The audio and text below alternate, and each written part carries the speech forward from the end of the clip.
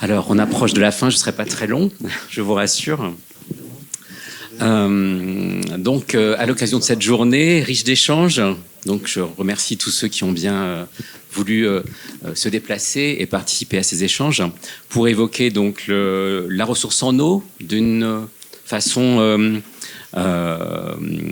apaisée, ouverte au débat, et qui nous a permis bien d'appréhender la différence que l'on pouvait faire entre la ressource en eau strictement à usage anthropique, humain, et la ressource en eau qu'on peut dédier ou estimer nécessaire pour les écosystèmes.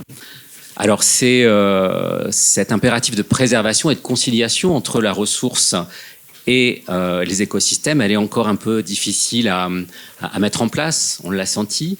Néanmoins, beaucoup d'initiatives existent. On en a eu une vision assez large ici, notamment au niveau des politiques publiques et des systèmes qui sont mis en place.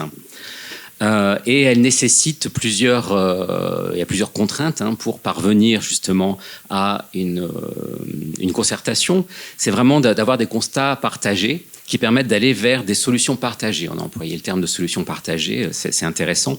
Et il nécessite l'implication de la société civile, on l'a déjà largement évoqué dans plusieurs dimensions, et également la considération des enjeux au niveau local. C'est revenu à plusieurs reprises dans les débats.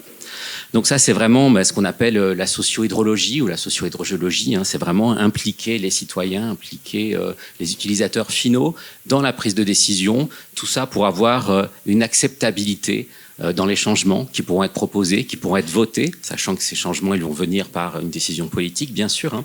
Mais pour que cette décision politique, elle soit efficace, il faut qu'elle soit appuyée par la population, acceptée par la population et comprise par la population. Au travers des débats qu'on a eus ici, je pense qu'on a déjà une prise de conscience qui est vraiment évidente au niveau des utilisateurs finaux. On a eu l'intervention des irrigants et que j'ai particulièrement appréciée parce qu'elle était très mesurée, notamment, et très éclairée sur la problématique. On a les institutions également qui nous ont fait part de tout ce qui était en œuvre, tout ce qui était en discussion encore pour améliorer cette concertation, cette prise de décision éclairée.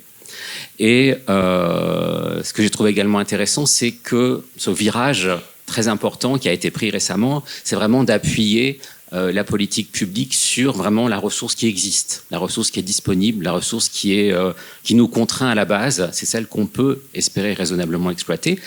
C'est aussi celle sur laquelle on a des incertitudes. On l'a dit tout à l'heure, on ne sait pas dans l'avenir très précisément comment cette ressource elle va évoluer. On parlait des mécanismes de recharge, c'est un des processus qui est les plus étudiés actuellement en hydrologie, puisqu'on le contraint très mal, on le comprend très mal. Et il est extrêmement dépendant, on ne l'a pas évoqué, du sol également, et de la géologie des territoires. Donc c'est encore une dimension de difficulté. Et des valeurs sont proposées pour l'évolution de la recharge, mais elle est très variable en fonction du territoire et de sa nature en termes de couvert végétal et de nature géologique. Alors justement, pour appuyer on est à l'université quand même, pour appuyer cette prise de décision, il y a quand même les chercheurs qui sont là et qui doivent, j'ai retenu l'expression qui a été évoquée ce matin, traduire leurs découvertes en action. Donc c'est là encore quelque chose qu'on doit faire mieux à l'université, qu'on doit faire mieux en tant que chercheur. Alors on essaye de le faire au travers d'approches socio-hydrologiques, on l'a évoqué tout à l'heure. Mais il y a encore des besoins de connaissances au niveau de la ressource, on l'a évoqué, en Corse notamment, qui reste une zone à l'échelle nationale qui est encore en besoin d'informations fondamentales. Donc là encore, on peut aider. On peut aider aussi à identifier des nouvelles ressources. Moi, je suis un hydrogéologue, je m'intéresse aux eaux souterraines. Les eaux souterraines, c'est ce qui est le moins connu sur le territoire de la Corse. Et c'est certainement une ressource qui ne résoudra pas tous les problèmes, mais qui pourrait être plus sollicitée ou mieux sollicitée, qui est notamment d'une qualité intéressante. On peut également participer à une meilleure connaissance de ce qu'on a appelé les services écosystémiques ou hydro-écosystémiques, on pourrait même le dire aujourd'hui, sur lequel il y a encore de nombreuses inconnues et beaucoup d'informations à apporter. Donc pour finir, j'aimerais clore les débats sur une note positive. Donc on a eu plusieurs notes positives. En Corse, on a de l'eau. L'eau est là. Elle se répartit pas forcément comme on le souhaiterait. Elle évolue dans le temps, mais néanmoins, on est relativement privilégié à l'échelle méditerranéenne avec une ressource en quantité et surtout en qualité. On ne l'a pas assez dit, la qualité de l'eau en Corse, elle est comparativement à ce qu'on peut voir dans les pays voisins ou sur le continent très supérieure. Ça ne veut pas dire qu'on n'a pas des problèmes très localisés, mais en général, de façon générale, la qualité est très favorable. Et deuxième point positif, il est traduit là encore aujourd'hui par l'affluence et par les différentes institutions qui ont été représentées lors de cette journée. On a une prise de conscience qui est là, on a un discours qui est apaisé et conscient des enjeux. Donc, ce qui me laisse dire à la fin qu'on a des gages de réussite dans une gestion partagée, apaisée. Voilà, je vous remercie tous pour cette journée. J'aimerais remercier la Fondation qui s'est beaucoup investie pour l'organisation de cette journée. Merci Isabelle pour avoir bien orienté tous ces débats de façon très efficace.